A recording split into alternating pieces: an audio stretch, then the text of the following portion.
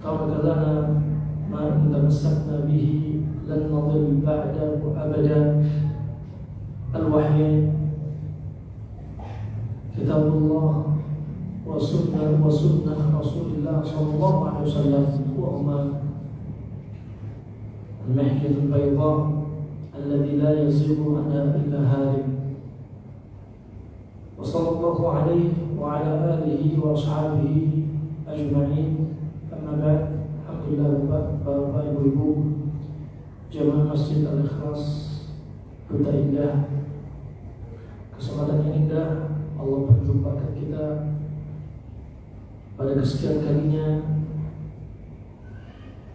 dalam salah satu topik yang sangat agung sebenarnya untuk kita tadabburi, untuk kita amalkan berikutnya setelah kita mendengarkan qala Allah qala Rasulullah sallallahu alaihi wasallam terkait topik ini, yaitu hilim dengan Al-Qur'an. Hilim mungkin bisa diartikan penyembuhan. Dan sebenarnya yang terpenting bukan sekedar penyembuhan, tetapi juga penjagaan. Karena banyak sekali di antara kita yang melalaikan Al-Quran sebagai penjagaan kesehatan kita. Ujung-ujungnya maunya hidup, yaitu ketika sakit baru pegang Al-Quran. Ini perlu kita tadabburi bahwasanya Al-Quran itu sebagai syifa, bukan hanya syifa obat untuk penyakit fisik saja, tapi juga psikis. Juga bukan untuk penyakit medis saja, tetapi juga kasus non medis. Bukan hanya untuk kasus penyakit yang akut saja, tapi juga penyakit yang kronik juga. Tapi banyak di antara kaum muslimin, mereka berputus asa. Yang kedua, mereka di antaranya menggebu-gebu ketika mereka sakit untuk selalu mencari pengobatan yang menurut mereka masuk akal. Mencari pengobatan yang menurut mereka terapisnya atau dokternya paling mahir. Mencari pengobatan yang menurut mereka obatnya semakin mahal, semakin mantap bagi hati mereka. Menurut mereka membutuhkan pengobatan yang harus keluar negeri, membutuhkan pengobatan yang harus menyita waktu lama. Padahal ada pengobatan yang murah, yang tidak membutuhkan waktu panjang, pengobatan yang juga pengobatan ini termasuk dianggap manusia tak masuk akal. Rahimahullah jami'an, berobat dengan Al-Quran ini termasuk terapi yang harusnya dibanggakan oleh kaum muslimin. Al-Quran kitab kita, dan semua di muka bumi ini makhluk kecuali satu, yaitu Al-Quran. Al-Quran bukanlah makhluk, dan Al-Quran adalah kalamullah. Wa kalamullah min sifatillah, termasuk sifat-sifat Allah. Dan sifat Allah bukanlah makhluk. Sifat Allah lengkap dengan Allah subhanahu wa ta'ala. Al-Quran yang kita baca sebagaimana disebutkan ulama salaf, wal kalam kalamul bari wa sautul qari. Kalam dari Al-Quran yang kita baca itu adalah kalamnya Allah subhanahu wa ta'ala al-bari. Dan suara itu adalah suaranya kita, suaranya makhluk. Tapi kalam yang kita baca adalah kalam Allah. Dan Anda berobat dengan kalam Allah. Anda berobat dengan kalam Allah. Rahimahullah jami'an. Wa setiap nabi punya mukjizat. Dan Nabi SAW juga demikian. Nabi Allah berikan sekian banyak mukjizat, sekian banyak mukjizat. Sebagaimana disebutkan dari riwayat Imam Bukhari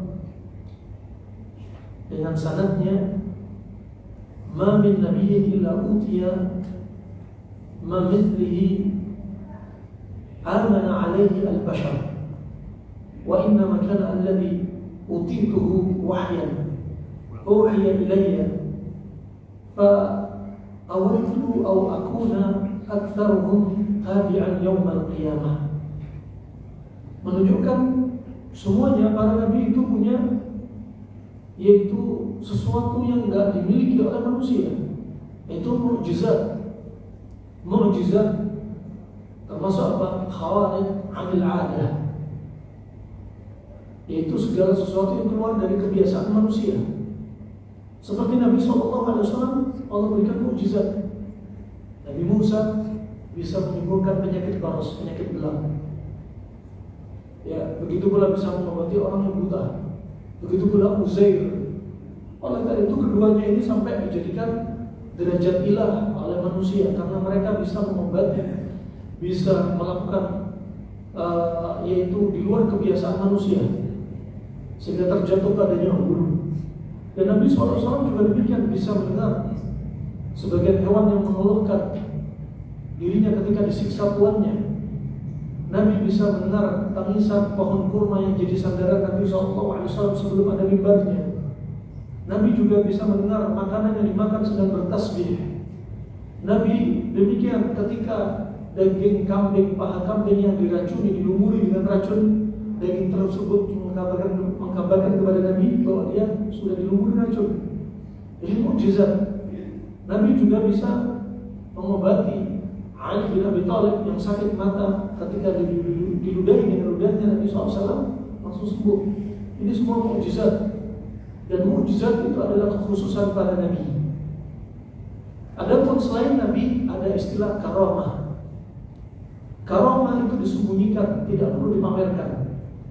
Sedangkan mukjizat sengaja ditampakkan agar umat mereka semakin percaya akan risalah ini.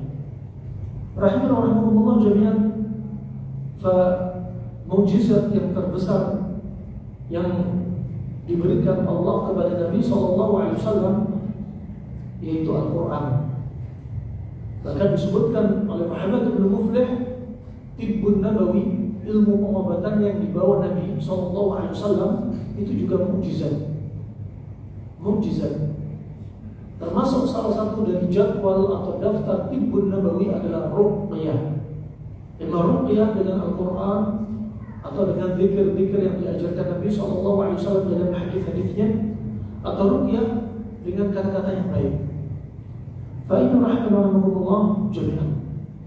Manusia terpukau dengan ketika sakit, mereka ingin berobat. Seperti di musim pandemi Anda perhatikan, ketika kondisi manusia dalam keadaan lemahnya tawakal mereka, besarnya pupus harapan mereka, maka saat itu mereka selalu melihat kiblat mereka untuk mendapatkan kesembuhan dari Allah, harus berobat dengan rebutan obat yang mahal. Dan masih banyak lagi contohnya. Padahal ada cara penyembuhan yang sangat murah, dan cara penyembuhan ini tidak bisa dipegang. Manusia biasanya selalu mencari pengobatan yang selalu dipegang, bisa dipegang, diminum, ditelan, ada rasanya, kemudian berdampak efeknya. Ya, baik efek positif atau efek samping. Atau mereka selalu mencari pengobatan yang harus membutuhkan tenaga, menguras tenaga, harta, waktu, dan lain sebagainya. Mereka lupa ada beberapa pengobatan ini sebenarnya sangat dibutuhkan oleh kaum muslimin. Yang pertama, doa. Imam doa dari Al-Quran, imam doa yang diajarkan Nabi SAW, atau doa kata-kata yang baik di waktu-waktu yang mustajab. Dan doa sebagai obat bagi kita. Berapa banyak orang berobat menghabiskan uang, waktu, tenaga, tapi dia lupa nggak berdoa dan dikunjung sembuhkan oleh Allah Subhanahu Wa Taala. Padahal kalau dia berdoa, ini adalah obat bagi dia. Kadang ada orang yang bertanya, saya sudah berobat ke sana kemari, tapi saya tak belum sembuh. Saya berobat sudah ke sana kemari, tapi penyakit saya semakin parah. Ya, padahal saya sudah berdoa. Ya. Yang disalahkan jangan Allah Subhanahu wa taala, tapi diri kita dan bagaimana kita berdoa, adab kita berdoa. Doa itu layaknya senjata. Dan mungkin Anda memilih doa-doa itu dari Al-Quran, doa yang indah. Seperti Nabi Yunus ketika di dalam perutnya ikan paus, dia membaca doa ketika dia dalam keadaan terhimpit. Fi dhulumati thalath, dalam 3 kegelapan. Gelapnya perutnya ikan paus, gelapnya karena dalamnya lautan, dan gelapnya dia karena jauh dari matahari. Tidak ada jendela, tidak ada cahaya, tidak ada orang pun yang bisa dihubungi. Dia hanya berdoa, la ilaha illa anta subhanaka inni kuntu minadh dhalimin. Ketika Anda sedang sedih, obatnya ini, tingkatkan tauhid dan akui diri kita orang yang banyak dosa. Nah, dia berdoa, dan doa Anda pilih lafaz-lafaz juga dalam hadis. Ketika Anda sedang sedih, Anda memilih lafaz doa, Allahumma rahmataka arju wa la takilni ila nafsi tarfata 'ainin wa aslih li sya'ni kulla la ilaha illa ant. Ya Allah, rahmatmu aku harapkan, gak ada sesembahan yang berhak ya Allah, rahmatmu aku harapkan, jangan biarkan diriku sekejap mata pun ya Allah. Perbaikilah semua urusanku ya Allah. Tidak ada sembahan yang berhak disembah kecuali Engkau ya Allah. Ini doa-doa yang sangat indah. Dan lafaz doa ini lafaz yang subhanallah sangat indah. Tetapi kadang kenapa kita berdoa tapi gak dikabulkan oleh Allah Subhanahu wa ta'ala? Padahal lafaznya sudah sangat indah, dari Al-Quran, dari hadis. Doa yang Anda pilih tadi layaknya pedang, imam dari Al-Quran, dari hadis. Pedangnya tajam, dia berat, besar, berkilau. Tetapi kita nggak tahu, nggak punya kekuatan untuk mengangkat pedang ini. Dan kita nggak tahu bagaimana cara seni mengayunkan pedang ini dengan indah. Demikian disebutkan Ibnu Qayyim rahimahullah ta'ala. Sehingga apa? Doa kita nggak dikabulkan oleh Allah Subhanahu wa ta'ala. Di antara sebabnya adalah karena apa? Qalbun ghafil, hatinya lalai. Doa tapi nggak yakin dikabulkan oleh Allah Subhanahu wa ta'ala. Doa tapi nggak tahu maknanya. Doa tapi hanya di ujung lisan, nggak dikeluarkan dari hati dia. Nah, sama dengan istighfar. Istighfar hanya di ujung lisan, tapi hatinya nggak istighfar. Ini istighfarnya orang yang hatinya lalai. Maka doa nggak dikabulkan. Kemudian yang kedua, kadang lalai. Ketika sakit, dia lupa bahwasannya ada obat-obat yang untuk mengobati penyakit dia. Seperti apa? Istighfar. Allah berikan penyakit. Terkadang Allah berikan penyakit itu dijadikan oleh Allah untuk apa? Mengangkat derajat dia, bukan karena dosa dia. Seperti siapa? Nabi Ayub alaihissalam. Nabi Ayub maksum, dijaga dari dosa-dosa. Allah berikan penyakit gatal sekitar 18 tahun. Penyakit kulit yang menjijikkan, sampai ada yang mengatakan benjol-benjol di kulitnya keluar nanahnya. Ya, riwayat yang sampai mengeluarkan nanah, riwayat yang sampai mengeluarkan belatung, riwayatnya lemah. Ya, 18 tahun. Nabi Ayub sabar sampai ditinggal anaknya, ditinggal tetangganya, orang terdekatnya, kecuali 2 teman akrabnya dan istri tersayangnya. Nah, Nabi Ayub alaihissalam, Allah berikan penyakit ini untuk apa? Mengangkat derajat dia. Ada orang yang diberikan penyakit seperti kepada kita karena untuk menghapus dosa kita. Untuk menghapus dosa kita. Kalau kita punya banyak dosa, ya kita istighfar. Kita istighfar, dan istighfar adalah obat penyakit kita. Begitu pula terjadinya seperti musim pandemi, harusnya kita tidak buri. Bukan hanya ditulis di poster-poster di pinggir jalan, yang tidak pakai masker didenda. Harusnya ditambah, yang tidak tobat kepada Allah di penjara. Sekalian, kenapa? Karena wabah ini Allah turunkan karena dosa kita. Sebagaimana Al-Hafidz Ibnu Hajar mengatakan, ketika ditanya kenapa Allah turunkan wabah, kata beliau, lintishari zina wa fashu al-fawahish. Karena zina yang merajalela dan kekejian yang merajalela. Zina di zaman Rasulullah, zina di zaman Al-Hafidz Ibnu Hajar, zina di zaman kita tentunya beda. Zina di masa silam, orang-orang berzina di masa silam, mereka menutup aurat. Tapi orang-orang yang pezina di zaman sekarang, mereka menyingkap aurat dunia nyata, dunia maya. Dalam keadaan iman kita lemah, tetapi wanita pezinanya semakin merajalela. Fa ini rahimanakumullah jami'an. Fa Allah turunkan wabah. Nanti akan ada wabah lagi berikutnya. Kenapa? Untuk menggugurkan dosa kita. Innallaha la yughayyiru ma biqaumin hatta yughayyiru ma bi anfusihim. Allah nggak akan merubah kondisi suatu kaum sampai kaum tersebut merubah kondisi mereka. Kemudian berobat dari penyakit untuk mendapatkan kesembuhan dengan infak dan sedekah. Nabi SAW telah bersabda, ya, dawaw mardhakum bisadaqah. Obatilah penyakit Anda dengan sedekah. Banyak infak dan sedekah untuk mengobati penyakit kita. Ya, untuk mengobati penyakit kita. Kemudian juga diantaranya untuk mengobati penyakit kita yang dilupakan oleh kaum muslimin, mempraktekkan dari Al-Quran yang kita baca, ya,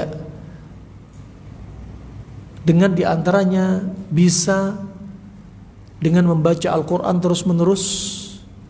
Al-Quran kita ikat, kita jadikan rutinitas untuk diri kita, untuk selalu kita membaca Al-Quran. Ini termasuk penjagaan kesehatan. Kalaupun sakit, juga Al-Quran tetap dibaca. Imma juga melalui diantaranya salat malam. Dalam hadis Nabi SAW disahkan Syekh Albani rahimallahu ta'ala, Nabi bersabda, alaikum biqiyamil lail. Hendaknya Anda sering salat malam. Fa innahu min da'bi salihina qablakum. Karena itu kebiasaan orang-orang saleh sebelum Anda. Wa qurbatun ilallah, dan dia termasuk pendekatan diri kepada Allah Subhanahu wa taala. Wa minhatun 'anil itsmi, dengan Anda salat malam Anda dijauhkan dari maksiat. Wa mukaffiratun lidzunubi, dengan Anda salat malam dosa-dosa Anda dihapuskan. Dan yang terakhir ini yang kita sebutkan, yaitu apa? Walil ilaji lida'il jasadi. Dan dengan salat malam sebagai obat bagi penyakit fisik Anda. Masya Allah. Jadi salat malam yang Anda lakukan sebenarnya obat bagi penyakit Anda. Obat bagi penyakit Anda.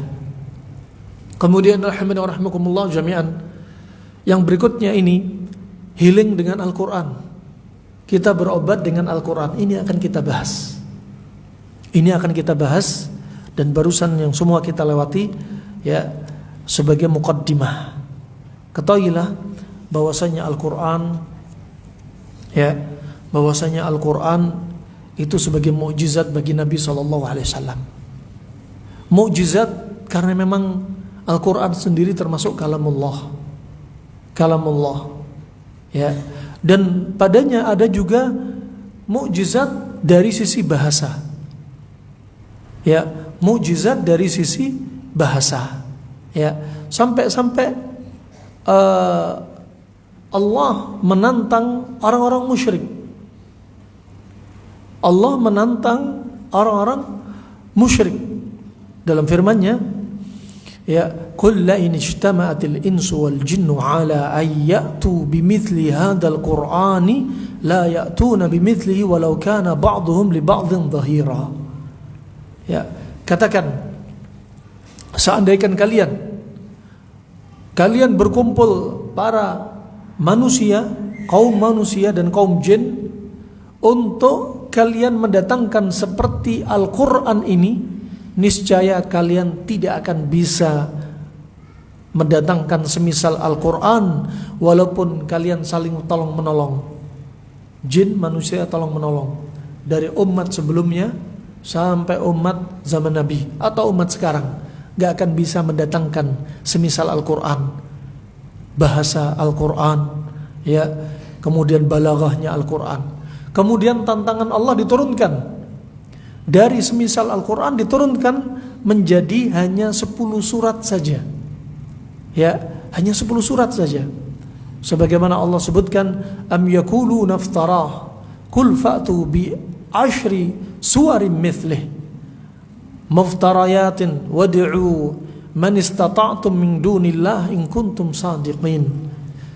Allah berfirman, am yaquluna iftarah, ya, mereka itu mau apa? Mau mengatakan Al-Quran ini hanya kedustaan, ya, hanya syair-syair saja. Ya, katakan kepada mereka, wahai Muhammad, datangkan 10 surat saja yang mereka bikin-bikin. Silahkan. Dan mintalah bantuan kepada orang-orang yang mampu dari selain Allah Subhanahu wa taala kalau kalian benar-benar jujur. Mereka enggak bisa. 10 surat aja enggak bisa. Kemudian Allah tantang lagi dengan hanya 1 surat.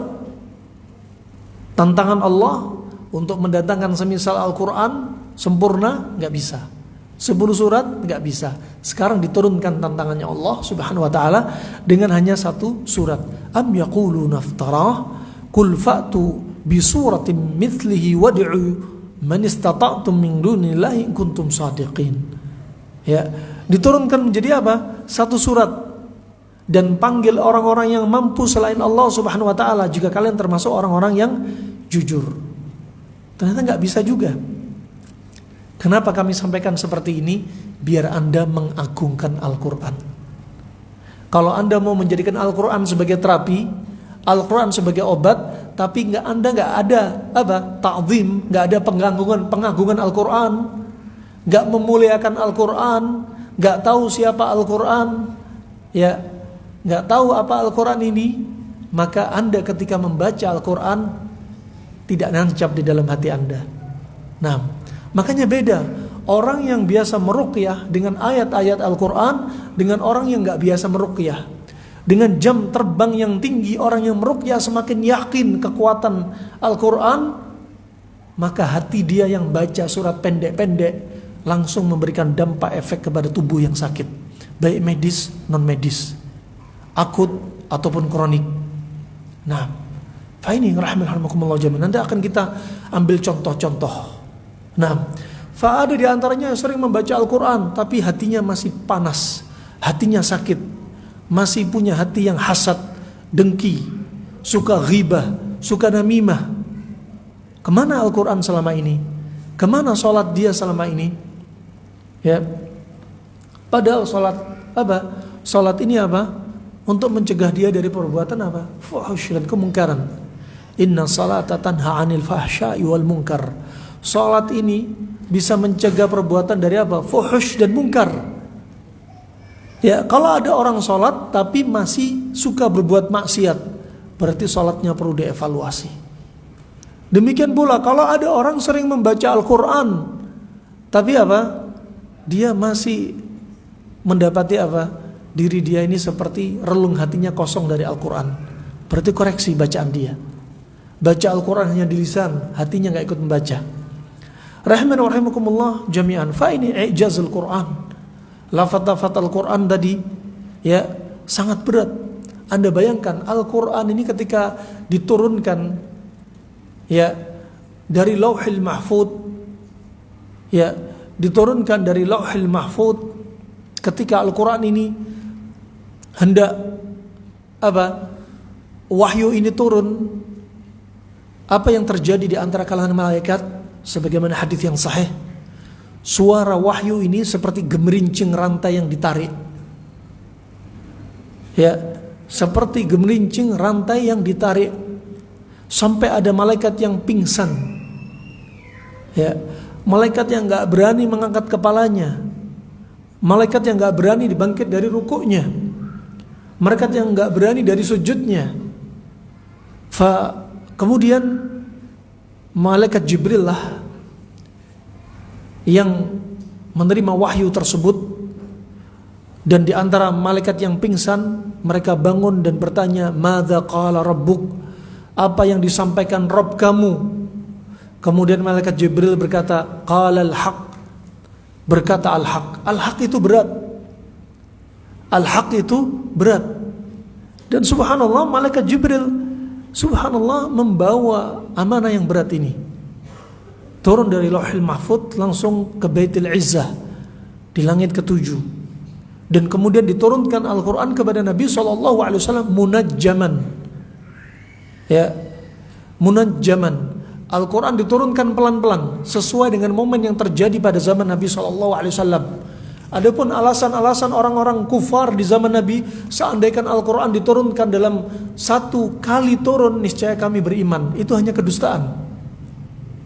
Ya, padahal Al-Quran diturunkan pelan-pelan untuk apa? Kadzalika linutsabbita bihi fuadak. Karena Al-Quran diturunkan pelan-pelan biar apa? Hati semakin kokoh. Hatinya siapa? Nabi SAW dan para sahabatnya. Diturunkan pelan-pelan dari wahyu. Begitu pula hadis Nabi SAW diturunkan pelan-pelan.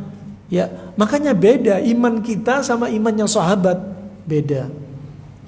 Sampai Nabi SAW bersabda, la tasubbu ashabi, jangan cela para sahabatku. Ya, lau anfaqa mithla Uhudin dhahaban, seandainya ada di antara kita berinfak seperti emas sebesar gunung Uhud. Gunung Uhud itu panjangnya sekitar 7 kilo, tingginya 350 meter. Seandainya dari kita berinfak seperti emas seperti gunung Uhud, ya, kita gak akan menyamai infaknya para sahabat, satu mudnya mereka atau setengahnya, gak akan nyamai.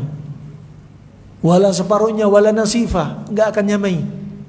Nah, oleh karena itu iman kita beda. Al-Quran yang dibaca oleh mereka dan kita beda, kekuatan imannya beda. Makanya Aisyah radhiyallahu anha ketika mendapati para sahabat ingin diajari ayat demi ayat, Aisyah radhiyallahu anha hanya mengajari 10 ayat, gak mau nambah, gak mau memberikan PR tambahan. Kecuali Aisyah bertanya, apakah 10 ayat kemarin yang kau hafal sudah kau amalkan? Belum. Gak mau ditambah lagi oleh Aisyah, nunggu diamalkan. Fa ini rahimana rahimakumullah jami'an. Sehingga memang berat Al-Quran ini, berat, sangat berat. Bacaan yang kita baca, dampaknya kepada tubuh, dampaknya kepada kaum jin, dampaknya kepada sel-sel, dampaknya kepada saraf-saraf sangat beda. Ya, makanya kita katakan tadi, orang yang biasa meruqyah dengan jam terbang tinggi dia, dengan yakinnya dia, dengan terapi yang dia lakukan melalui Al-Quran, beda dengan orang yang baca Al-Quran asal-asalan. Yakinnya beda. Apalagi yang dibaca oleh para sahabat radhiyallahu anhum ajma'in. Fa ini rahmani wa rahimakumullah jami'an. Sehingga apa? Kita mengagungkan Al-Quran. Kita mengagungkan Al-Quran. Fa di antaranya juga mukjizat dalam Al-Quran dari kabar-kabar dari perkara gaib yang dibawa Nabi SAW menjelaskan melalui Al-Quran. Ya, juga mukjizat ilmu yang ada di dalam Al-Quran banyak sekali. Ya, mukjizat ilmu di dalam Al-Quran. Kemudian juga mukjizat dari sisi apa? Syariat. Bahkan disebutkan oleh para ulama, semua mayoritas syariat Islam identik dengan hikmah kesehatan. Anda mau bahas dari mana? Anda mau bahas dari bangun tidur? Apa hikmahnya cuci tangan sebelum berwudu? Apa hikmahnya kalau kita lihat dalam sunnah sebelum Al-Quran? Sunnah juga, ya, di antaranya kenapa Nabi bersiwak bangun tidur? Ya, kenapa Nabi juga miring ke kanan ketika tidurnya? Ya, kemudian kenapa tidur nggak boleh telungkup? Kemudian juga di antaranya bimbingan-bimbingan Allah Subhanahu wa taala terkait syariat wudu. Disebutkan tentang wudu, ya, anggota wudu yang disebutkan dalam Al-Quran dilengkapi dengan hadis. Semua itu punya hikmah, dan itu termasuk ijazul ilmi juga, ya, ijaz ilmi. Fa ini rahimana wa rahimakumullah jami'an yang perlu kita tadabburi. Kemudian barakallahu fikum, perhatikan juga firman Allah Subhanahu wa taala dalam surat An-Nisa ayat 82. walau kana min 'indi ghairillahi lawajadu fihi ikhtilafan katsira. Ya, seandainya di sana ada di selain sisi Allah Subhanahu wa taala, niscaya akan didapati apa? Perselisihan yang sangat banyak. Makanya kalau kita berselisih, kembalinya kepada apa? Allah dan Rasulnya sallallahu alaihi wasallam. Allah dan Rasulnya sallallahu alaihi wasallam. Fa ini rahmanahumullah jami'an. Kemudian juga kadang dikabarkan perkara-perkara gaib dari perkara-perkara yang akan terjadi nanti, seperti setelah wafatnya Nabi SAW. Ya, juga diantaranya tentang perkara alam barzakh, juga tentang yaitu tentang padang mahsyar, dan juga tentang hari kiamat. Tentang hari kiamat ini semua ada padanya mukjizat, Kemudian rahimakumullah jami'an, sekali lagi Al-Quran jangan Anda bayangkan dia hanya untuk obat penyakit non medis. Dia hanya untuk penyakit non medis. Banyak sekali kalau kita mau tadabburi untuk membantah ucapan-ucapan bahwasanya Al-Quran hanya untuk kasus non medis. Sekarang kita perhatikan, setelah kita tahu dari dalil-dalil tentang Al-Quran, juga diantaranya kita ingin ketahui diantaranya keagungan Al-Quran dan orang yang belajar Al-Quran. Allah berfirman dalam surat Fatir 28-29, Innal ladzina yatluna kitaballah wa aqamus salah wa anfaqu mimma razaqnahum sirra wa alaniyatan yarjuna tijaratan lan tabur liyuwaffiyahum ujurahum wa yazidahum min fadlih innahu ghafurun syakur. Dan mereka orang-orang yang membaca kitab Allah, kemudian apa? Salat. Anda baca Al-Quran dan Anda salat dengan apa yang Anda baca ini. Nah, dengan apa yang Anda baca, termasuk tadi salat malam itu sebagai obat bagi penyakit jasad. Anda baca Al-Quran dan Anda gunakan untuk salat, termasuk salat malam. Kemudian apa? Wa anfaqu, dan Anda berinfak dari apa yang Allah berikan kepada Anda, baik apa? Sirran wa alaniyah, sembunyi-sembunyi atau terang-terangan. Menunjukkan infak atau sedekah itu ada dua, ada yang ditampakkan, ada yang disembunyikan. Yang ditampakkan seperti apa? Zakat fitr, zakat mal, orang tahu. Kemudian yang tidak ditampakkan ya infak sedekah Anda selain itu. Begitu pula salat juga demikian, ada yang disembunyikan, ada yang ditampakkan. Salat yang ditampakkan diantaranya apa? Anda salat wajib bagi kaum laki-laki di masjid. Gak mungkin Anda sembunyi-sembunyi datang ke masjid, saya takut riya. Nah, ada salat yang disembunyikan, salat sunnah. Ya afdhalu salatil mar' fi baiti illa al-maktubah. Sebaik-baik salatnya seseorang adalah di rumahnya, kecuali salat fardu, salat wajib bagi kaum laki-laki. Ya, kecuali kalau khawatir enggak dapat takbiratul ihram, rumah Anda jauh, ya salat rawatibnya di masjid. Tapi kalau rumah Anda dekat, salat rawatib yang terbaik di rumah. Termasuk apalagi qiyamul lail. Ya, untuk tidak Anda tampakkan. Disebutkan di sini apa? Anda membaca kitab Allah, kemudian salat dan infak. Ini semua juga obat. Membaca Al-Quran obat bagi Anda, salat juga obat bagi Anda. Termasuk Nabi kalau sedih, Nabi salat. Ya Bilal, aqimis salat arihna biha. Obatnya orang sedih, salat salah satunya. Bukan obatnya orang sedih pasang status. Nah, salat. Kemudian baca Al-Quran. Ya, Allah berfirman, Ala bidzikrillahi tatma'innul qulub. Bukankah dengan zikir kepada Allah hati Anda akan tenang? Dan induk dari zikir apa Bapak Ibu-ibu? Induknya zikir apa? Al-Quran. Ummud zikr induknya zikir adalah Al-Quran, maka Al-Quran juga obat. Termasuk tadi berinfak, setelahnya berinfak. Dan infak juga tadi disebutkan Nabi, da'wa mardakum bisadaqah. Obatilah penyakit Anda, orang sakit di antara Anda juga dengan apa? Sedekah. Nah ini, baca Al-Quran, sholat, dan infak. Infak dan sedekah. Allah berfirman, ala bidzikrillahi tatmainnul qulub. Bukankah dengan zikir kepada Allah, termasuk induk dari zikir Al-Quran, hati Anda akan tenang. Ketika sedang sedih, bukan dengerin musik, hati tambah kacau balau. Ya, justru ketika sedih baca Al-Quran. Anda punya masalah rumah tangga, baca Al-Quran. Ingat, ini bukan hanya masalah psikis, masalah fisik juga demikian, baca Al-Quran.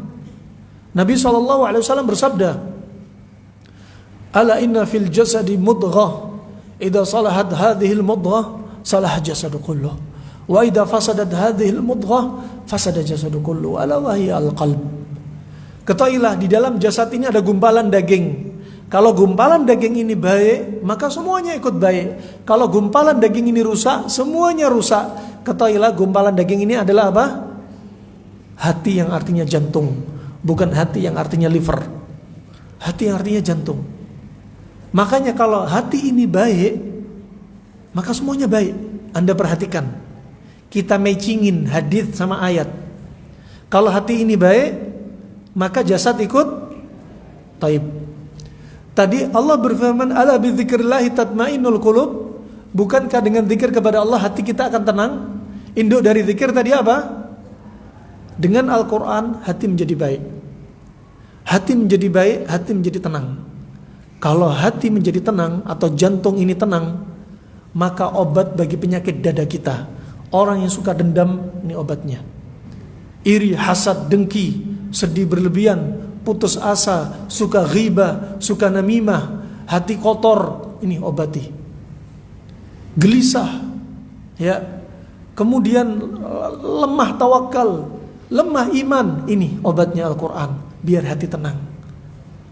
Ini dari sisi psikis. Dari sisi fisik juga demikian. Subhanallah, dari sisi fisik ternyata hati ikut tenang. Hati ikut tenang. Berapa banyak orang mengalami gangguan kepala, epilepsi, autis, hiperaktif, gelombang otak berlebihan. Ternyata dengan baca Al-Quran, anak autis, hiperaktif bisa sembuh total. Gelombang otak, saraf-saraf juga ikut tenang. Ya, orang yang sakit GERD, gelisah, sakit GERD, jantung ikut berdebar, ya, baca Al-Quran jadi tenang. Bukan hanya itu, berapa banyak orang kena kanker sembuh dengan izin Allah dengan baca Al-Quran. Sel kanker juga ikut tenang. Yang tadinya karena stagnasi peredaran darah, sel-sel memangsa nutrisi yang berlebihan di tempat sumbatan, akhirnya sampai jadi kanker. Dengan baca Al-Quran, sel kanker jadi HD, tenang. Subhanallah. Ya, sebagian profesor meneliti, dari 100 orang yang mengalami kasus kanker baik medis ataupun non medis, 90 dari 100 orang sembuh total dengan izin Allah dengan membaca Al-Quran. Dilakukan terapi membaca Al-Quran, ya, dengan cara, walaupun cara ini nggak ada disebutkan dalam sunnah, tapi diperbolehkan. Dia mencoba dengan cara merutinkan orang-orang yang kena kanker untuk membaca Al-Quran 2 jam sekali. Setiap 2 jam sekali hanya 10 menit. 10 menit dibaca plus artinya. Ya, plus artinya. Dengan izin Allah, kankernya mereka sembuh. Ya, makanya para ulama berkata, "Man qara'a al-Qur'an wa lam yafham ma'na fa ka'annahu rajulun a'ma." Barang siapa membaca Al-Quran, dia enggak faham maknanya, maka dia seperti orang yang buta. Makanya baca Al-Quran, fahami maknanya. Ya, masukkan dalam hati, tadabburi. Ya, bagi mereka yang membaca Al-Quran hanya pagi, sore, tak mengapa. Bukan perkara yang tercela. Ya, atau sehari sekali, tak mengapa. Tetapi alangkah baiknya setiap saat, setiap waktu, jadikan Al-Quran sebagai teman Anda. Ini rahimani wa rahimakumullah jami'an. Banyak di antara kita orang muslim tapi kita bukan ahlul Quran, jauh dari Al-Quran. Coba kalau HP habis pulsa, udah bingung. Belum 1 jam udah bingung, riweh. Ya, coba Al-Quran gak ada 1 jam, gak riweh. Jangankan 1 jam, 1 hari gak riweh. Nah, ketika sudah HP lowbat, bingung cari chargeran. Nah, ketika iman lowbat, ya gak bingung cari Al-Quran. Seperti sekarang Masya Allah yang digembar-gemborkan, kadang kita terjerumus dalam satu aktivitas seperti saudara-saudara kita demo sampai bebaskan Palestina, ya boykot produk Yahudi, tapi masjid ikut boykot, masjid nggak didatengin, nggak sholat. Harusnya diri kita doa ya untuk saudara kita di Palestina antara adzan dan iqamah, ya ketika sujud kita ini harusnya kita lakukan, ya bukan hanya show force saja, tapi apa? Force-nya iman kita ini yang perlu dinaikkan. Rahimani wa rahimakumullah jami'an. Fa ini Al-Quran. Kemudian kita bahas lagi. Al-Quran bukan hanya untuk kasus non-medis, tapi juga kasus medis. Termasuk bukan hanya penyakit fisik yang kita sebutkan tadi, ya, termasuk penyakit-penyakit yang sudah kita lewati tadi, termasuk kasus penyakit psikis, gangguan jiwa. Disebutkan dalam hadis riwayat Abi Daud, disahihkan Syekh Albani rahimahullah taala, dan riwayat Asy-Syaukani dalam Nailul Awtar dari Kharijah bin Saud, bahwasanya pamannya ketika masuk Islam dia melakukan perjalanan dari tempat dia ke Madinah untuk berjumpa dengan Nabi SAW. Ketika berjumpa dengan Nabi SAW, dia berbaiat di hadapan Nabi SAW. Berbaiat di hadapan Nabi SAW. Dan ketika pulangnya, dia membawa salah satunya hafalan ayat, yaitu surat Al-Fatihah. Dari surat Al-Fatihah. Ketika di perjalanan pulang melewati satu kampung, dia mendapati seorang lelaki yang dipasung dengan besi. Karena laki-laki ini laki-laki gila, karena membahayakan orang sekitar. Dan gilanya ini bukan gila karena sihir, bukan gila karena non medis, tapi gilanya murni medis. Murni medis. Kemudian saudara dari laki-laki yang dipasung ini berkata, aku dengar Nabi kalian membawa kebaikan. Bisakah kamu mengobati saudara kami yang dipasung ini karena gila ini? Dan gila ini bukan kasus gila biasa, tapi puncak-puncaknya orang gila, schizofren. Ya, kalau Anda perhatikan sebenarnya dari kasus semua istilah-istilah dokter penyakit jiwa, dari bipolar rata-rata yang kena jenis kelamin laki apa perempuan? Perempuan. Nah, kenapa perempuan? Nanti Anda bisa jawab sendiri. Kemudian juga kasus OCD. Ya, kalau COD perempuan memang. Ya. Kemudian OCD ini seperti apa? Orang takbir diulang-ulang, salat Allahu Akbar, nggak marem. Allahu Akbar, nggak pas. Ada yang wudu diulang-ulang. Ini OCD. Ada juga kasus halusinasi, paranoid, waham kebesaran, kemudian kemudian psikosomatik, ya, kemudian penyakit apapun yang ada disebutkan dalam ilmu kedokteran jiwa, sebenarnya simpel solusinya. Termasuk kasus-kasus yang berat sampai schizofren pun, coba tadabburi kisah hadis ini. Kemudian pamannya Kharijah bin Saud, dia mengobati orang gila yang dipasung ini dengan cara meruqyah. Dengan meruqyah hanya 3 hari. Satu harinya diruqyah hanya 2 kali. Dan yang digunakan untuk meruqyah hanya surat Al-Fatihah saja.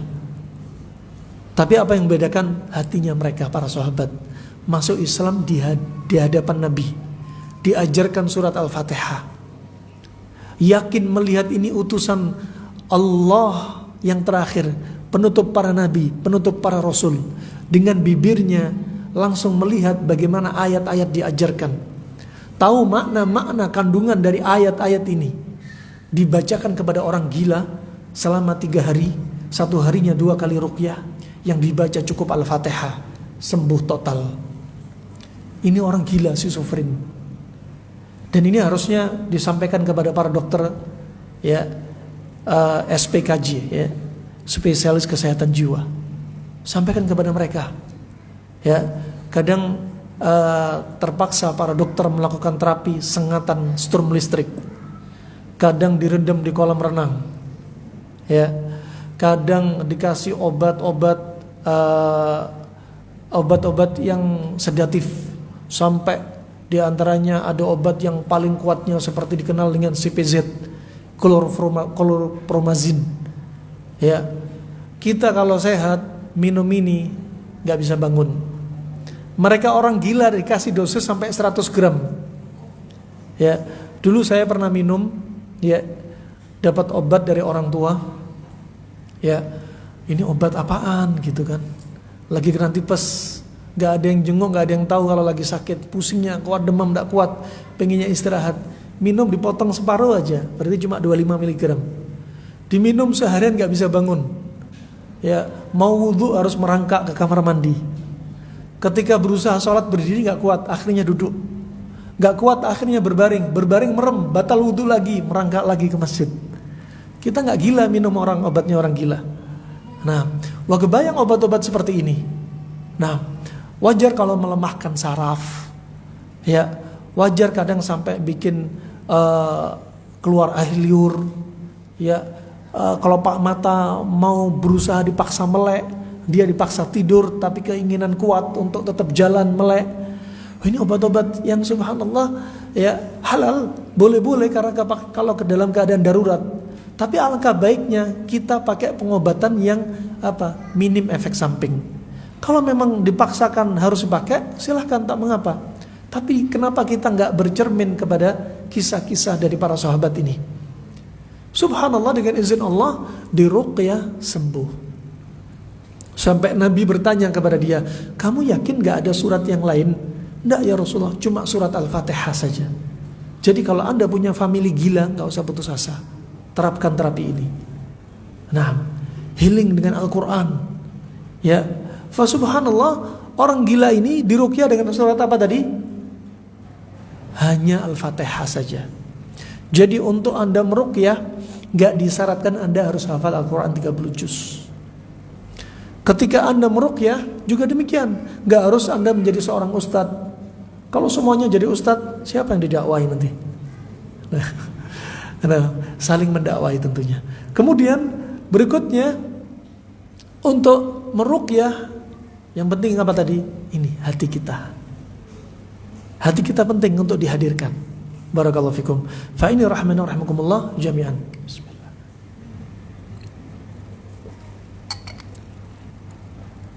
Walaupun untuk meruqyah gak harus untuk seorang ustadz. Anda semua bisa meruqyah, tapi Anda harus dong belajar tajwid, tahsin. Ya. Nah, kenapa? Ya, karena itu termasuk syarat lazim. Ya, pernah kami dapati teman kami, ya, meruqyah seseorang yang kejinan. Ketika diruqyah, jinnya ngajak bicara, Pak, tajwidnya salah, Pak. Wah, ini makanya penting, ilmu Al-Quran ini luas.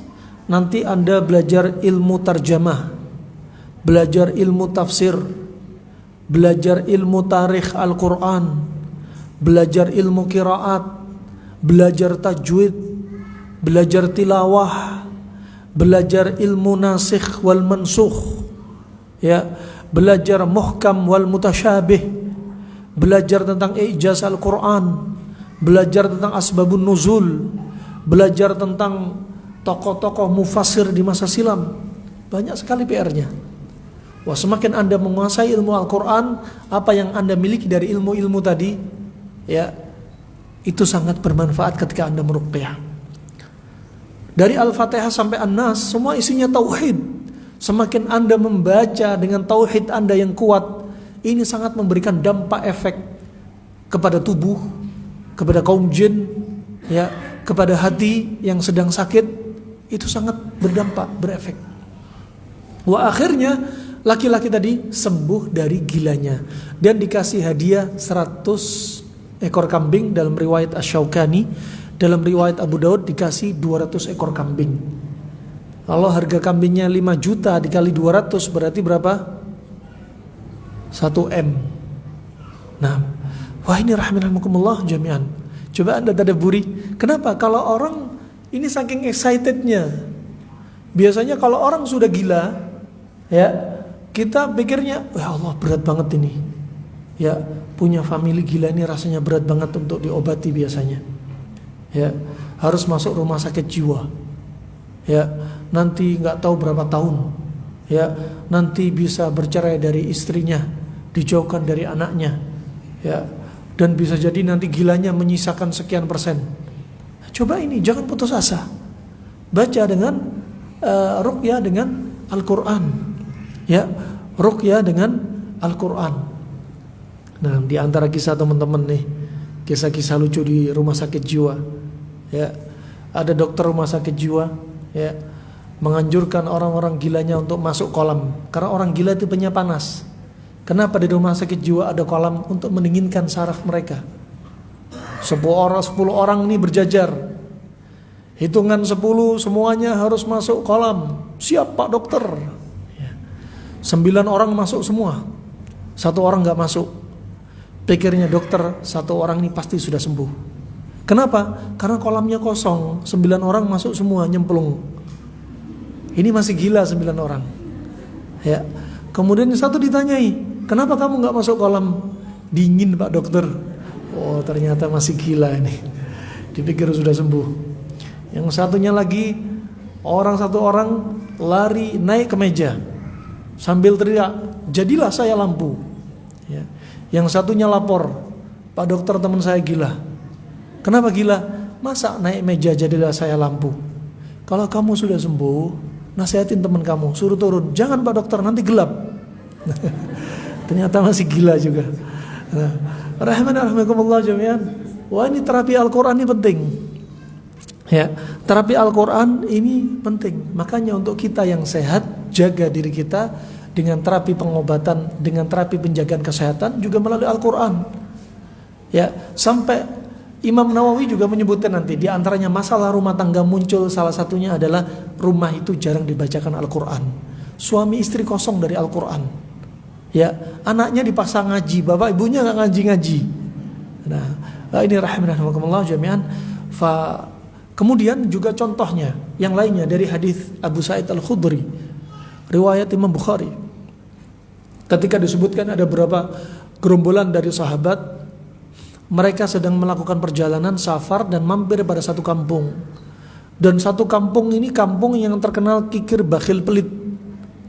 Ya, kebayang kalau di zaman dahulu orang kalau safar itu kan harus melewati panas. Gak ada rest area kayak kita sekarang. Gak ada, Masya Allah, saya perjalanan dari Bogor sampai ke sini, kiri kanan semua kuliner, semua jualan. Coba di zaman mereka kalau safar dapat air itu pas-pasan. Ya, kalau beli di jalan gak ada kayak kita zaman kita sekarang. Safar enak, ber-AC. Zaman dahulu panas, kalau malam kedinginan. Belum ada banyak binatang buas seperti bobak, hiena. Ya, satu-satunya binatang buas di daratan yang dihalalkan oleh Nabi cuma hiena. Bobak, hiena. Pernah lihat hiena? Di Bonbin pernah lihat? Nah, itu bisa disembelih, bisa dimakan. Padahal wujudnya kayak serigala. Nah, satu-satunya binatang buas yang boleh dimakan cuma hiena.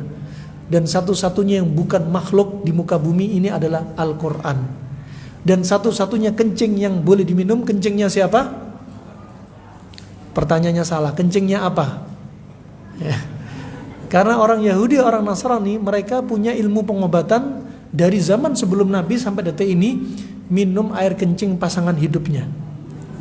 Minum kencingnya sendiri juga. Karena menurut mereka obat. Ya, sedangkan Islam menafikan semua itu. Ya, satu-satunya kencing yang boleh diminum hanya kencing onta. Itu pun ketika dibutuhkan. Kata Abu Ya'la Al-Hambali, kalau nggak dibutuhkan hukumnya makruh. Kemudian berikutnya, rahimani wa rahimakumullah jami'an. Kemudian mereka nggak menjamu tamu dari kalangan para sahabat ini. Dan Syekh Qabila sedang selepas disengat kalajengking atau ular, dia mencari pengobatan, tidak kunjung sembuh-sembuh. Akhirnya pergilah ke gerombolan dari sahabat yang sedang safar ini. Kemudian dikatakan, apakah di antara kalian ada yang bisa mengobati kepala suku kami? Kemudian salah satu sahabat mengatakan, ya, ij'al lana ju'latan. Jadikan untuk kami upah. Kalau kami berikan upah, kalau kalian berikan upah kepada kami akan terapi dia, kami akan obati dia. Akhirnya disiapkan 1 ekor kambing untuk para sahabat ini, disediakan makanan, tetapi kemudian dilaporkan kepada Nabi, minta izin kepada Nabi, dan Nabi mempersilahkan makanan tersebut. Artinya upahnya, kata para ulama, upahnya ahli ruqyah itu halal. Begitu pula mungkin Anda mendapati para guru, para ustadz yang mengajar di pondok, mereka mengajar putra-putri Anda, upah mereka mengajarkan Al-Quran juga halal. Nah, subhanallah, kemudian diruqyah oleh salah seorang sahabat ini dengan apa? Hanya surat Al-Fatihah juga. Kemudian dia sembuh seolah-olah apa? Dia lepas dari ikatan. Padahal tadi disengat ular atau kalajengking. Bisa diruqyah, ruqyah Al-Fatihah. Menunjukkan apa? Bukan hanya kasus non medis saja, medis juga demikian. Kemudian juga diantaranya kisah yang lainnya, kisah Nabi yang sedang sholat disengat kalajengking. Ya, kalajengking ini juga termasuk rohnya roh yang jelek. Ya, begitu pula ular. Bahkan disebutkan Nabi ada ular yang matanya sangat berbahaya. Dalam hadisnya Nabi bersabda, "Uqtulu al-abtar waqtulu datufyatain fa innahuma yutmisani al-absar wa yusqitani al-habal." Hendaknya Anda bunuh ular al-abtar. Ditakwilkan oleh para ulama, ular al-abtar adalah ular yang buntung. Warnanya agak kebiruan, panjangnya 1 jengkal. Yang satunya datufyatain, yang digambarkan Nabi, ularnya punya 2 garis putih di punggungnya. Ya. Dan 2 ular ini kata Nabi apa? Menggugurkan janin ibu hamil dan membutakan mata. Ini menunjukkan apa? Nabi nggak ingin umatnya celaka gara-gara penjelasan yang nggak dijelaskan oleh Nabi, gara-gara hewan, gara-gara jin, gara-gara mata jahat, ya, ain, gara-gara hasad, gara-gara semua dijelaskan oleh Nabi SAW. Ini menunjukkan apa? Tibbun Nabawi termasuk mukjizat juga dari Allah kepada Nabi SAW. Kemudian Nabi SAW setelah disangat kalajengking, Nabi menghentikan salatnya. Nabi berkata, la'anallahu al-aqrab ma yada nabiyyan ghairu nabi, ada wa fi riwayah ma yada musallian ghairu musalli. Terlaknatlah kalajengking yang tidak membiarkan Nabi atau selain Nabi untuk disengat. Dalam riwayat terlaknatlah kalajengking yang tidak membiarkan orang salat ataupun enggak salat untuk disengat. Nah, kemudian berikutnya Nabi SAW minta air dingin dan garam. Air dingin itu untuk mendinginkan racun yang sifatnya panas. Garam untuk mengikat air serum protein yang sudah masuk ke dalam tubuh Nabi. Nabi gak belajar rumus kimia, tapi Nabi paham seperti ini. NaCl tambah H2O. H2O tadi serum protein dari sengatan kalajengking. Jadinya NaOH. Garam atau air dinginnya untuk mendinginkan racun yang panas. Kemudian Nabi memegang sengatan kalajengking tadi dengan apa? Dengan meruqyah membaca Al-Ikhlas, Al-Falaq, An-Nas sampai nyerinya hilang. Kata Ibnu Qayyim, di sini terkumpul 2 cara pengobatan. Pengobatan tabi'i dan ilahi tergabung jadi satu. Tabi'i minta air dingin dengan garam. Ilahi dengan ruqyah. Ilahi dengan ruqyah. Ini rahmani wa rahimakumullah jami'an. Kemudian yang berikutnya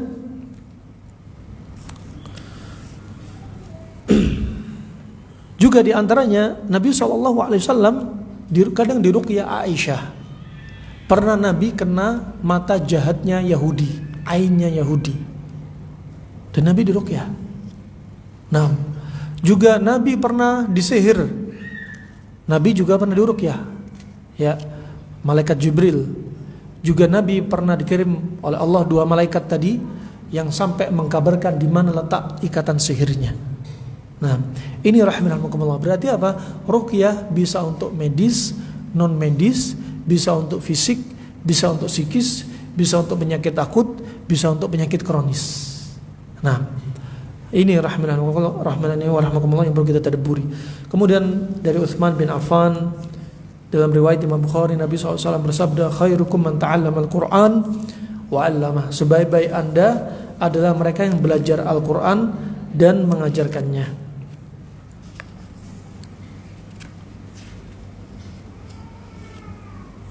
Kemudian juga dari Umar bin Khattab, Nabi SAW bersabda dalam riwayat Imam Muslim, innallaha ta'ala yarfa'u bihadzal kalami aqwaman wa yadha bihi akharin. Sesungguhnya Allah Subhanahu wa taala mengangkat derajat, Allah Subhanahu wa taala mengangkat derajat orang-orang yang belajar Al-Qur'an, menghafalkannya, menjaganya, ya, mengangkat kaum semacam mereka, dan Allah merendahkan yang lainnya.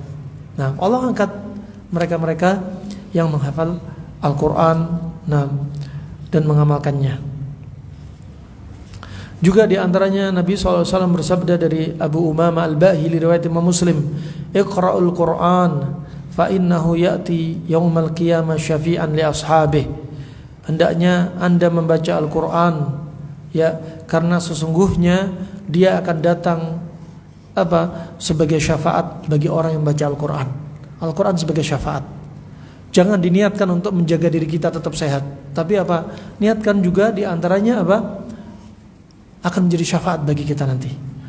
Akan menjadi syafaat bagi kita nanti.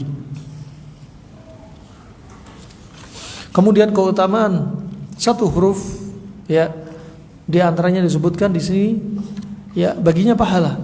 Bukan alif lam mim yang jadinya pahala, ya, sampai 10 pahala, ya, tapi alif saja sudah padanya pahala.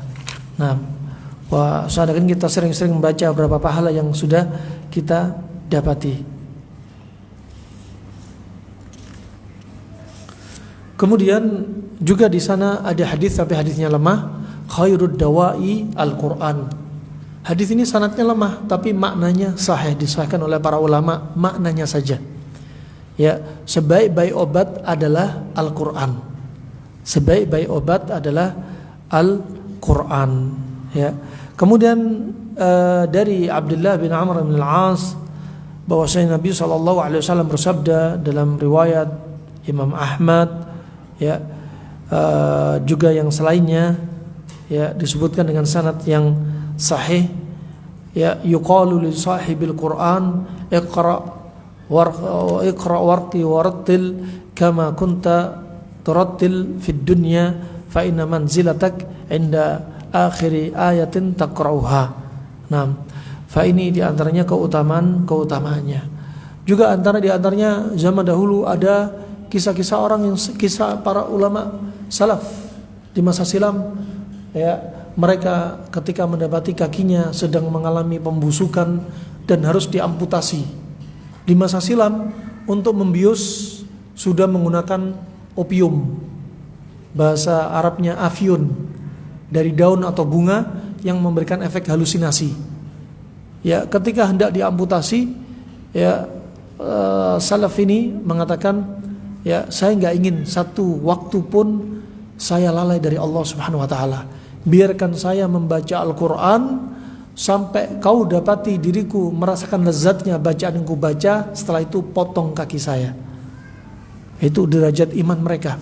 Begitu pula kisah yang sahih, ya, ketika Nabi SAW tendanya dijaga oleh dua orang sahabat, satunya muhajir, satunya ansor. Satunya seorang muhajir, satunya ansor. Yang muhajir ini sedang sholat, kemudian didapati yang ansor ini dalam keadaan bertelekan, istirahat. Sedang orang musyrik mengendus-endus, ingin melemparkan panahnya kepada sahabat ini yang sedang sholat.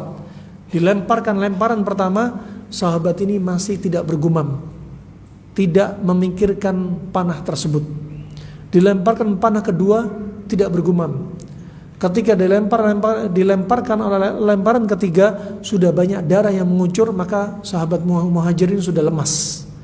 Dan sahabat ansor tadi mengetahui, akhirnya dikejarlah orang musyrik tadi, dan kemudian sekembalinya dari kejaran orang musyrik, untuk mengejar orang musyrik ini, sahabat ansor berkata, "Ma laka ma tatanabbah?" Kenapa kamu tidak hati-hati? Kata sahabat muhajir yang sedang salat, "Kuntu tataladzatu bil qiraah fala uhib an aqta qiraati." Aku sedang merasakan bacaanku yang ku baca sedang ku lezat-lezatkan. Aku tidak ingin bacaanku yang lezat ini ku putus. Coba. Sehingga apa? Bacaan lezat ini apa? Menghilangkan dari rasa sakit. Ya, makanya subhanallah banyak yang didapati kisah-kisah, ya, di antaranya saudara-saudara kita yang di Palestina, ketika mereka terdampak atau terkena peluru dan bom, mereka menyibukkan diri dengan apa? Istighfar atau membaca Al-Quran. Ya, karena itu hakikatnya di antaranya apa? Lezatnya bacaan yang dia baca untuk mengurangi rasa sakitnya.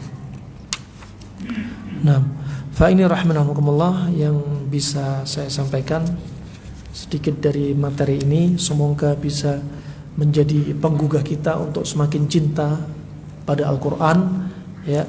Dan kita jadikan Al-Quran sebagai penjaga kesehatan kita, penjagaan kesehatan kita, juga sekaligus obat bagi kita. Nah, obat kita gak jauh-jauh, obat kita dekat. Di antaranya obat yang kita baca setiap hari melalui Al-Quran.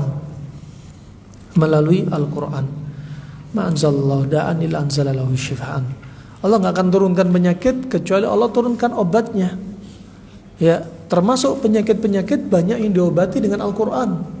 Gak usah jauh-jauh harus berobat ke luar negeri, impor obat dari luar negeri dan lain sebagainya.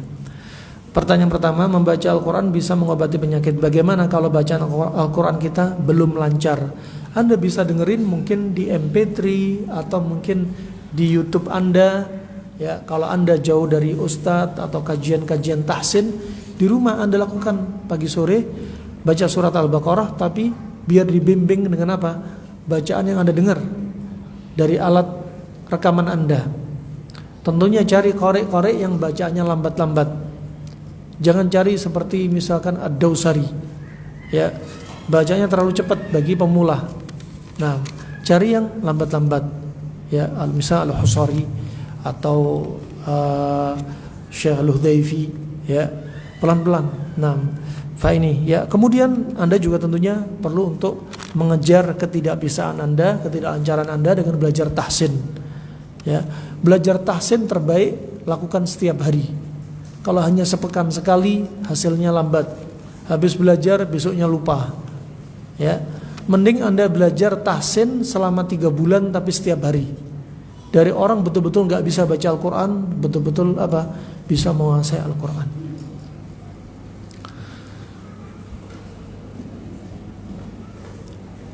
Saya sebagai istri dan ibu mendengar mengikuti kajian, dari hati saya yang paling dalam saya ucapkan barakallah fik wa fiki barakallah atas ilmu, dan saya sudah pelan-pelan terapkan di kehidupan sehari-hari sama keluarga, dan alhamdulillah satu persatu keluhan hilang. Mudah-mudahan Ustadz istiqomah, amin. Dan jalan berdakwah dengan ilmu pengobatan walau difitnah sana sini. Nah, karena ilmu ini ya jarang dikupas, makanya sering kami jadikan safari dakwah kami ar-rihlah ad-da'wiyah ilallah min khilalid tib. Ya, rihlah dakwah di atas jalan Allah melalui ilmu pengobatan. Ya, karena masih banyak yang aneh dari hadis-hadis terkait pengobatan, dan terburu-buru orang menghukumi ini pengobatan aneh, ya ini pengobatan yang nggak ada dasarnya. Padahal para ulama sudah membahas.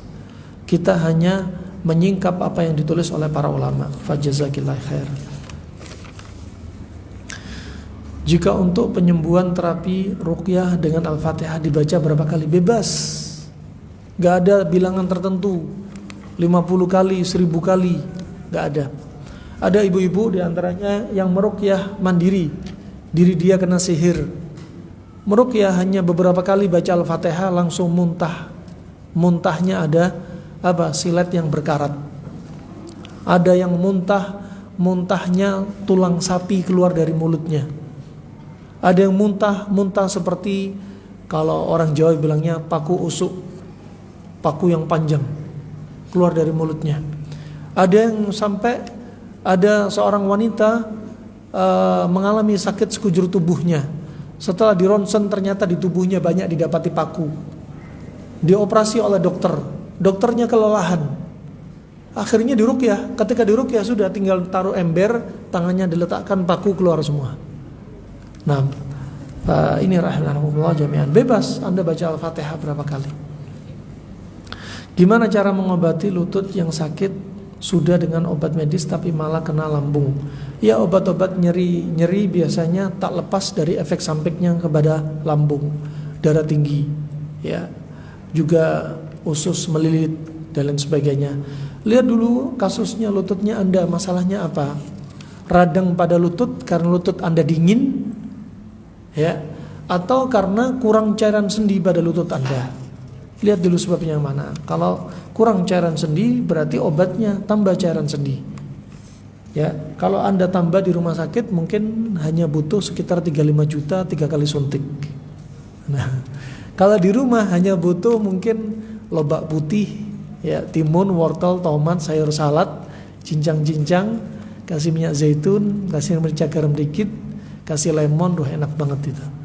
Ya, 4 hari biidznillah cairan sendi sudah bertambah. Ya, bisa Anda tambah juga pakai kolang-kaling untuk menguatkan tulang rawan Anda. Ya, juga bisa Anda tambah kikil sapi. Ya, tunjang. Nah, semoga Allah berkati Ustaz, amin. Jika seorang perempuan dengan taufik Allah dimudahkan menjalankan ibadah wajib maupun sunnah sehingga dia merasakan benar-benar mencintai Allah, sampai satu saat dengan terus mendekatkan diri kepada Allah, dalam tubuhnya seperti ada sensor yang dimana jika dia berbuat dosa, sensor itu aktif seketika, menyebabkan tubuh sakit, entah pusing, tidak enak badan dan sebagainya. Namun ketika dosa itu mulai disadari, sakit itu mulai menghilang. Ya, ya bisa jadi imma memang sudah dia sebagai misalkan punya terapi hipnoterapi, dia sudah meyakini dosa itu nggak nyaman bagi diri dia, ketika mendatangi dosa memang nggak nyaman. Imma di tubuh dia juga bisa ada jin yang masih bertebaran keliling lewat pembuluh darah. Ya, nah, wallahu a'lam bishawab. Yang jelas usahakan selalu mendekat diri kepada Allah, jauhi semua maksiat, ya, juga lakukan ruqyah mandiri.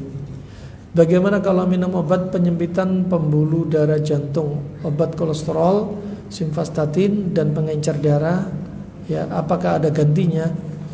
Obat pengencer darah kadang sering disebutkan dokter untuk seumur hidup. Ya, kemudian allopurinol untuk asam urat seumur hidup, kencing manis seumur hidup, ya. Kemudian sebenarnya obat-obat yang diminum seumur hidup menurut para ahlinya memang mereka buat untuk apa? Untuk mereka-mereka yang nggak move on dari pola makan mereka, nggak move on dari lifestyle mereka. Ya, ya wajar kalau diminum seumur hidup karena pola makan Anda nggak dirubah. Tapi kalau Anda menjadikan makanan Anda sebagai obat pengencer darah, makanan Anda sebagai obat anti kolesterol, ya sudah, nggak usah minum obat-obatan lagi di pasaran. Ya, obat Anda ada di pasar-pasar sana, pasar ikan, pasar sayur, itu obat Anda semua. Nah, kalau Anda punya kolesterol, misalkan cari protein yang aman, misalkan ikan. Ikannya bukan seafood, ya. Ikannya kalau bisa ikan yang bersisik. Ya. Kemudian untuk buah-buahannya yang mengencerkan darah, cari buah-buahan yang masam. Dia sifatnya panas tapi masam. Ya. Makasih sama. Seperti contohnya nanas, stroberi, sirsa, delima, ya, masih banyak lagi. Ya. Kalau yang panas dia lembab tapi ngentalin darah seperti apa? Buah nangka, buah durian, rambutan, ya, kemudian leci, ya. Ini termasuk jenis-jenis apa? Manis, dia tapi panas lembab dan malah mengentalkan darah. Ya, kemudian banyak nasi, tepung, ya, juga akan mengentalkan darah. Ya. Nah, ini diantaranya ya. Perbaiki aja pola makan Anda. Ingat, kadang orang hanya terpaku dengan pola makan. Pola makan sudah oke, ya. Saya sudah olahraga udah oke. Tapi kenapa kolesterol saya masih tinggi? Ternyata apa? Kebiasaan dia begadang. Ya, dia sering begadang, sering tidur jam 12 malam, jam 1 malam, setengah 2 malam, akan menyebabkan juga apa? Organ pencernaan juga melemah. Akhirnya apa? Ini tadi sulit terpecah. Ya, kolesterol dan lain sebagainya. Makanya tetap kita perhatikan tidurnya Nabi. Tidurnya di awal malam. Kecuali di 10 hari terakhir Ramadan, seperti Ramadan, ya, sering menghidupkan semua malamnya karena keutamaannya. Ya, karena keutamaannya. Maka Anda yang punya masalah penyempitan pembuluh darah jantung, ya, biar nggak dipasang ring jantung, berarti apa? Encerkan darah Anda. Ya, pantangannya apa? Hindari semua makanan yang mengentalkan darah Anda. Simple banget. Ya, di antaranya Anda bisa pakai bawang putih, bisa pakai cuka, bisa pakai jahe merah, ya, bisa ditambah madu. Ini untuk ngelebarin apa? Pembuluh darah jantung Anda. Jika orang belajar Al-Quran dan rajin dan mengajarkannya kepada orang lain tapi belum bisa meninggalkan hal-hal yang riba, ada apa dengan dirinya? Ya, dirinya masih ada syahwat. Nah, saya pernah mengalami stroke, alhamdulillah dengan izin Allah sudah membaik. Saya juga ada hipertensi, jantung dan gula agak tinggi. Ini potensi stroke bisa berulang. Kalau Anda punya stroke, hipertensi masih ada, masalah jantung masih ada, gula darah tinggi, apalagi disertai darah kental, LDL tinggi, trigliserid tinggi, maka hati-hati, warning. Ya, bisa stroke berulang. Biar nggak berulang, Anda ambil sebab-sebab biar darah Anda nggak kental. Ya, gula darah nggak tinggi. Nah, bagaimana supaya saya bisa lepas dari obat-obatan? Perbaiki pola makan Anda. Jadikan makanan Anda sebagai obat bagi Anda. Pagi hari nggak usah makan nasi. Pagi hari jangan ngopi dulu. Apalagi Anda punya masalah jantung. Pagi hari jangan banyak atau bahkan jangan makan roti. Ya, jangan pagi hari jangan banyak gula garam. Pagi hari jadwal mencuci racun. Ketika mencuci racun Anda banyak konsumsi yang asin-asin, tepung-tepung, racun harusnya dibuang dari tubuh, jadinya diikat, nggak jadi kebuang. Ya, pagi hari konsumsi Anda kalau punya masalah jantung paling bagus 7 butir kurma ajwa ditambah dengan hulbah, ya, atau kelabit. Ya. Kemudian Anda pagi hari nggak perlu makan nasi sampai siang. Siangnya baru kalau mau makan nasi dengan pasangannya. Nasi nggak usah banyak-banyak. Pasangannya misalkan paling cocok ikan yang fresh, bukan ikan asin, bukan abon ikan, bukan ikan cuek, ya, juga bukan diantaranya bukan seafood. Nah, kalau Anda memang mau makan kambing, nggak apa-apa. Tapi kambingnya kalau bisa bawa 3 bulan atau bawa 5 bulan. Karena sifatnya netral, baru ke arah hangat. Ya. Lain kalau kambing dewasa bisa akan tambah memperparah. Nah, kalau makan telur, putihnya telur. Saya pernah dengar kalau kita masih memiliki hutang, kita wajib melunasi hutang dulu baru sedekah. Ada sedekah yang nggak harus menyita hutang. Masa 1.000 rupiah aja nunggu hutang 10 juta lunas? Nah, kalau hutangnya berupa KPR, apakah kita tidak boleh sedekah? Boleh sedekah. Saat ini qadarullah kita belum mampu untuk melunasi KPR tersebut. Semoga Allah mudahkan. Apa baca doa untuk dimudahkan melunasi hutang? Apa? Allahumma jannibna syaitan, itu terusnya dia hafal. Apa doanya? Allahumma kfini bihalalika an haramik wa aghnini bifadlika amman siwak. Harus dihafal ya. Juga Anda baca doa Allahumma inni a'udzubika minal ghammi wal hazani wal ajzi wal kasali wal bukhli wal jabni wa dha'ad-daini wa ghalabatir rijal. Biar Anda juga enggak sedih karena hutang. Apakah seseorang yang punya tabiat sifat iri dengki, apakah ada kaitannya dengan sakit psikis? Iya, masih ada kaitannya. Ini semua penyakit dada yang panas nih. Ya. Obatnya iri hasad dengki pakai apa? Pakai apa? Temulawak, propolis, madu, hepatoprotektor, pakai puasa ayam al-bid. Som ayam al-bid yudhibu waghra wahra sadr. Puasa 3 hari dalam sebulan itu menghilangkan panasnya dada, penyakit dada, termasuk iri hasad dengki. Penyakitnya iri hasad dengki nggak bisa pakai kunyit temulawak. Nah, untuk mengobati penyumbatan pembuluh darah di jantung, apakah ada surat khusus yang dibaca? Anda baca aja Al-Quran rutin dari Al-Fatihah sampai An-Nas, terus 10 menit, 2 jam sekali 10 menit, terus baca aja. Gak ada sunnahnya khusus dari Nabi SAW, tapi sah-sah saja. Sudah, subhanallah, ada penyempitan pembuluh darah jantung. Pembuluh darahnya kaku karena triglycerid, kebanyakan tepung misalkan.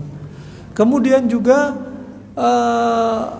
di pembuluh darahnya juga ada plak karena LDL terlalu tinggi.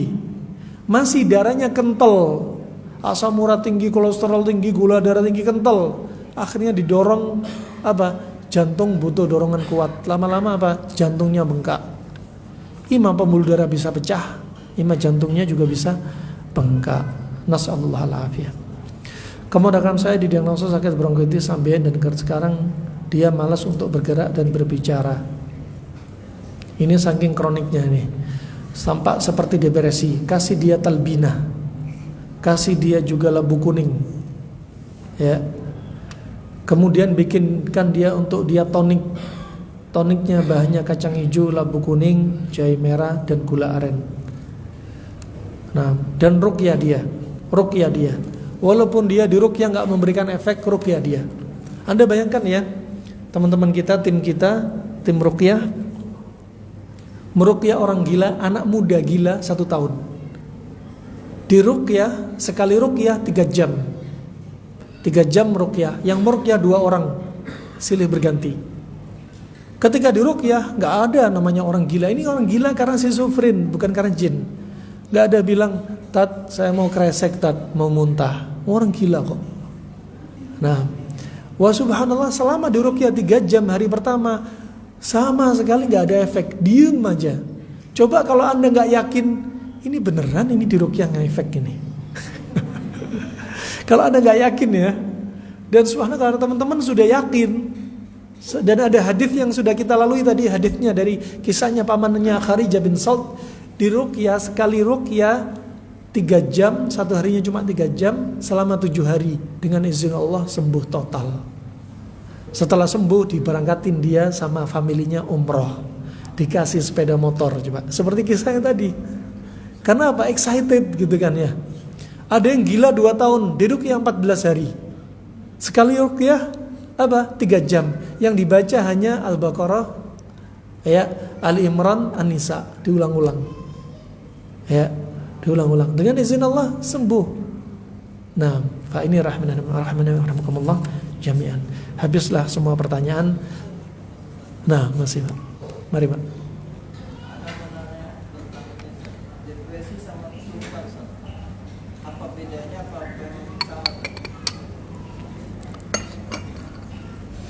Ada orang depresi, ada orang depresi yang murni, satu. Ada orang yang depresi karena diganggu jin. Yang ketiga, orang depresi sama jin jadi satu, kompleks. Pertama, dia depresi karena pikiran kosong, jauh dari zikrullah, jin masuk. Jadilah terkumpul sini, depresi dan jin. Ya. Ada yang orang depresi murni karena jin.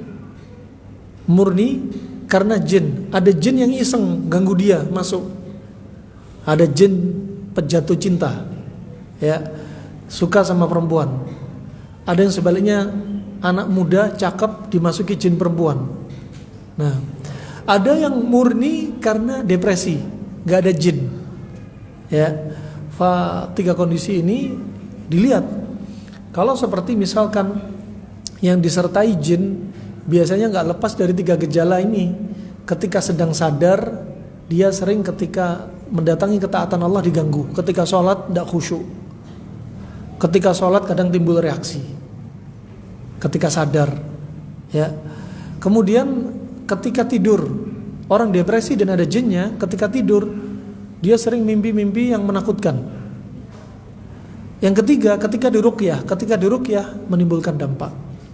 Maka ini depresi yang disertai jin. Atau memang dia murni kesurupan jin sampai menimbulkan depresi. Itu Pak ya. Wallahu a'lam bishawab. Cukup insyaallah. Mari Pak.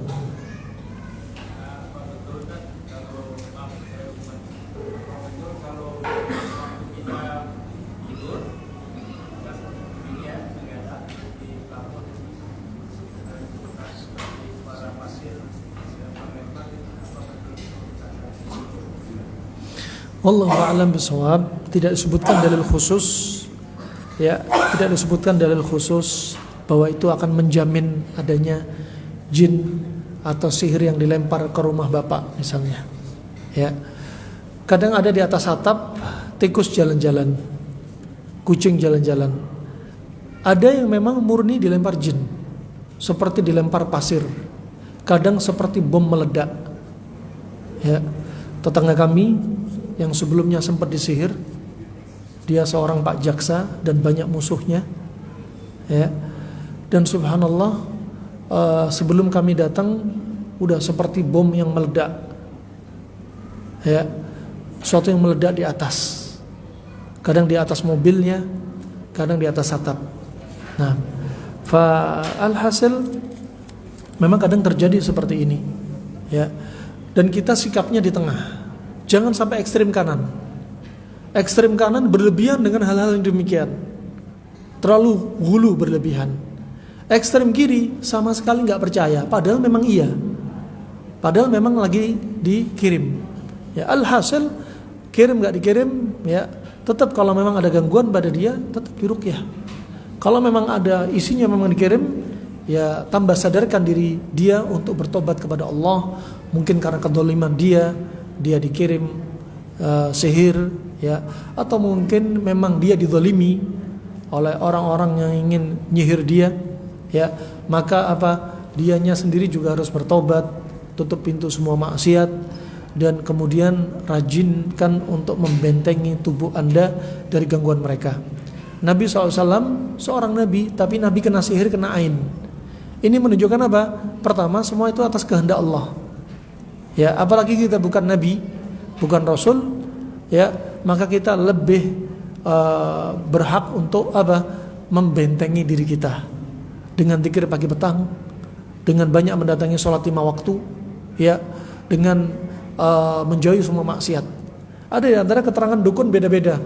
Ada di antara dukun, ya, dukun ini katanya kesulitan kalau nyihir seorang muslim.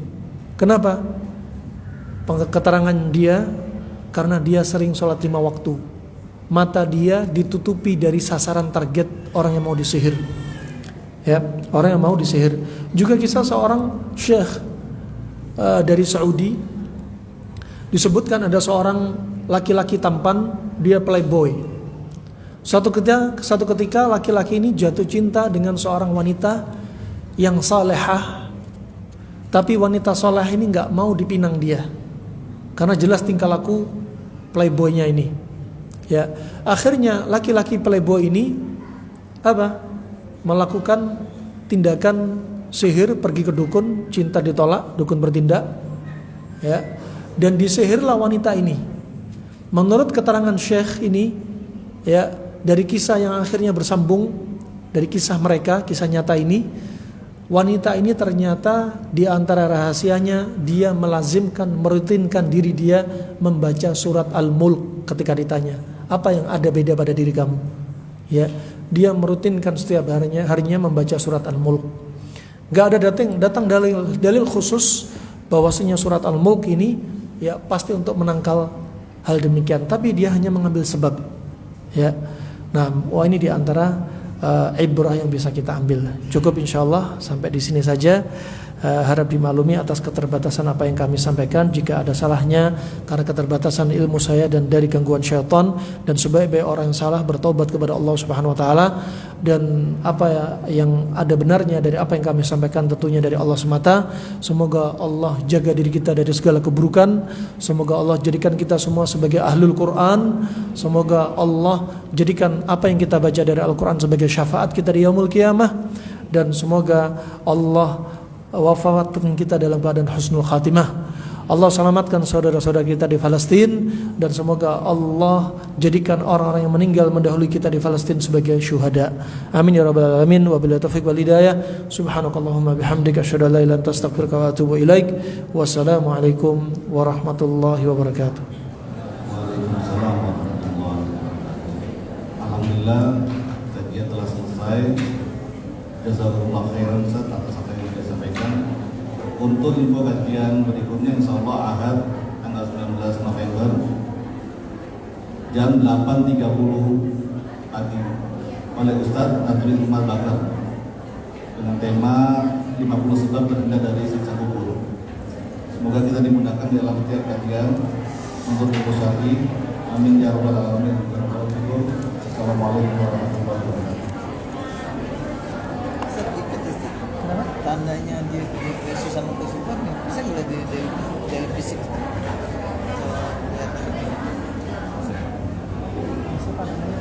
Pandangannya kosong itu kesukaan.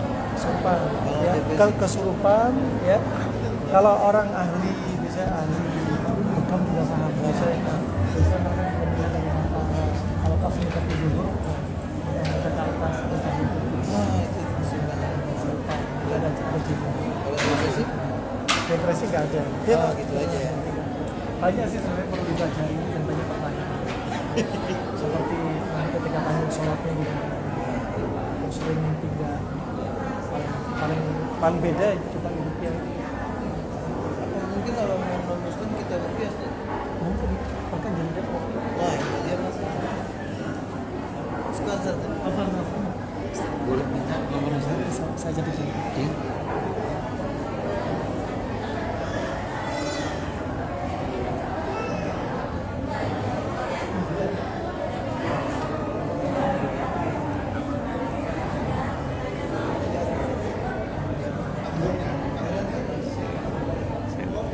Ustaz, nanti saya nanti saya pakai wifi, saya hubungi Ustaz, kasih nomor saya. Iya. Terus Ustaz, saya ini minta tolong. Jadi saya punya masalah, saya dan awal 2020 resmi di Pengadilan Agama Bekasi saya diceraikan istri. Terus sejak itu saya mengalami banyak penyakit dan kesehatan. Terus sekarang saya cuci darah udah hampir setahun. Terus kemudian Ustaz, saya kesulitan mendapatkan jalan ya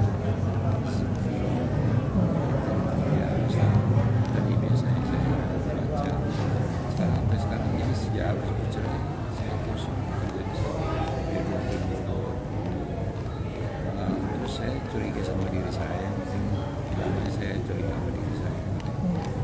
Saya karena saya mesti karena saya ingat ada beberapa masalah pernah terjadi hubungan saya dengan interaksi berinteraksi dengan yang lain ya backgroundnya orang-orang di komunitas taklid gitu, tradisi taklid.